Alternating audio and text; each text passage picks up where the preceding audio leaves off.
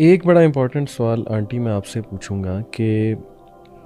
جو کپلز ہیں جس میں عورت دین کی طرف ہے، مرد ٹوٹلی آف ہے، وہاں بھی کافی ریسنٹمنٹ ہوتی ہے، عورت کے دل میں بھی ہوتی ہے، مرد کے دل میں ہوتی کہ ایکسٹریمسٹ ہو گئی ہیں، ہر وقت کہتی رہتی ہیں مجھے یہ وہ، پیچھے پڑی ہوئی ہیں، نماز پڑھو نماز پڑھو۔ عورت کہتی ہیں کہ میرے بچوں پہ بڑا بیڈ امپیکٹ آ رہا ہے، بچوں کو جب میں کو نماز پڑھو کہتے ہیں ابا تو پڑھتے ہی نہیں، ابا تو فجر پہ اٹھتے نہیں، ہم کیوں اٹھیں؟ تو یہ کیسے مینیج کیا جائے؟ یہاں بھی ریسنٹمنٹ کی وجہ سے ڈیورس تک بات چلی جاتی کہ بھائی اس کے ساتھ تو گزارا ہی نہیں ہو سکتا۔ Where to draw the line, کتنا گزارا کریں ایسے بندے کے ساتھ جو آپ کے ساتھ الائنڈ نہیں ہے ریلیجس وائز؟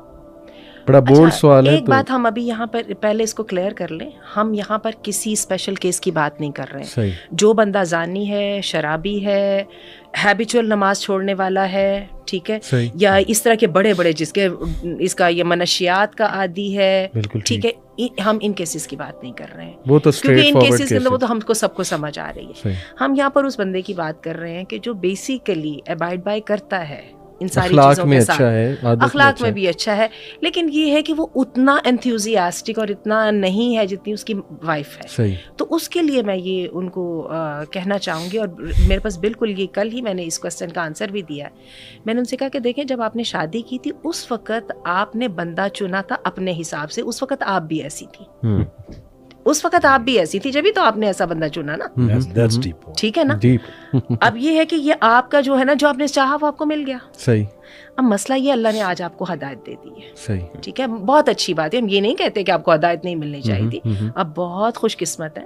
آپ کو اللہ نے ہدایت دے دی، اور اب آپ چاہتی ہیں there should be some change as well, بلکہ آپ کو اپنی ہدایت کو برقرار رکھنے کے لیے بھی ان کی سپورٹ چاہیے، لیکن ریممبر کہ ابھی وہ آپ سے پیچھے ہیں،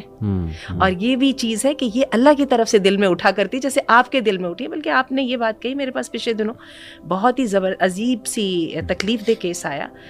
صاحب خود اسلام لا چکے ہیں اور بیوی سے ان کے 4-5 بچے ہیں، اور بیوی مسلمان نہیں ہو رہی ہیں۔ اب جن کے 4-5 بچے ہیں ان کی بڑی اچھی زبردست فیملی لائف چل رہی ہے، اور وہ صاحب آنسوؤں سے رو رہے ہیں، اور بلیو کیجئے کہ ہم جو ان کے کوسچن سننے والے تھے ہم بھی آنسوؤں سے رو رہے تھے، اور ان کی پریڈیکمنٹ کو ہم سب سمجھ رہے ہیں۔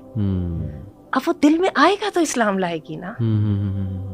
دیکھیے کتنی بڑی آزمائش ہے۔ تو یہاں پر تو آ کے ہم چلیے، خیر وہ اگین اس کو وہ ایکسٹریم کا کیس ہم اس کو ایک سائڈ میں کرتے ہیں، اس کے لیے مفتیوں کو اور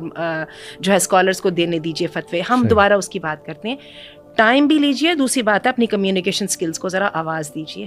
ٹھیک ہے۔ وہ جو تبلیغ کرنا ہے نا، آپ کو لگتا ہے کہ جی میں نے کہہ دیا نماز پڑھو تو چونکہ میری تو بات صحیح ہے نا،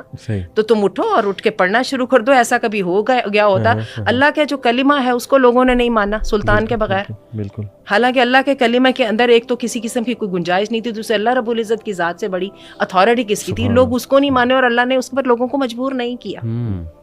ٹھیک ہے۔ اور ایسی انسان کی جو ہے نا نفسیات کی اللہ نے اٹھان کی ہے کہ انسان مانتا بھی نہیں ہے، بلکہ جتنا دبایا جائے بندہ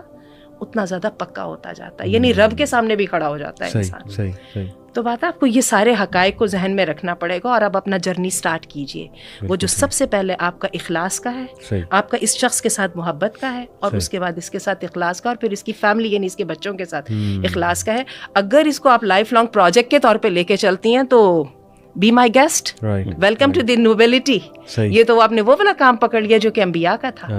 تو لائیے اب کرتے ہیں اس پر کام، اور اس کام میں آپ ناکام بھی ہو گئی تو انبیاء بھی ناکام ہو کے ناکام تو نہیں ہوئے، ہمارا ایمان ہے، بالکل ٹھیک۔ تو اس کو بالکل اس پرسپیکٹو سے پھر لینا، جیسے حضرت نوح کی مثال دی جاتی ہے کہ he was with his wife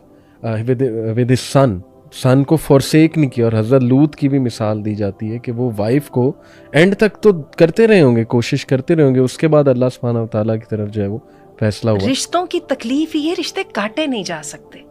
بلکہ ہم لوگوں کا خیال ہے شاید شوہر بیوی کے کاٹے جا سکتے ہیں، وہ بھی رشتے نہیں کاٹے جا سکتے۔ جو کارنرز ایک دفعہ سافٹ ہو جاتے ہیں نا، وہ سافٹ رہتے ہیں زندگی بھر۔ ان رشتوں کو بنانے کی ہی کوشش کرنی ہے، اس کے علاوہ پھر ورنہ ادروائز آپ بھی ریگریٹس کا بنڈل لے کے ساتھ چلے جائیے۔ آپ کی بات سے مجھے اپنے وہ کلائنٹ یاد آیا جنہوں نے کہا کہ میں اتنا تنگ ہوں اتنا تنگ ہوں، لیکن طلاق اس لیے نہیں دے رہا کہ میرے بعد وہ کرے گی کیا۔ سبحان اللہ، کیا معصوم آدمی ہے، احساس بھی ہے اور تنگ بھی ہے۔ نہیں، وہ احساس ویسے ہمیں دلانا ہے، ان کو میگنیفائی کر کے ان کو بتائیں اس کا مطلب وہ ہے جو وہ رانجھا اور وہ ہیر اور وہ جو سب ہے وہ یہ سب وہ والا ہے، اس کو پتہ ہی نہیں ہے یہ وہ کچھ ہے۔ بالکل صحیح۔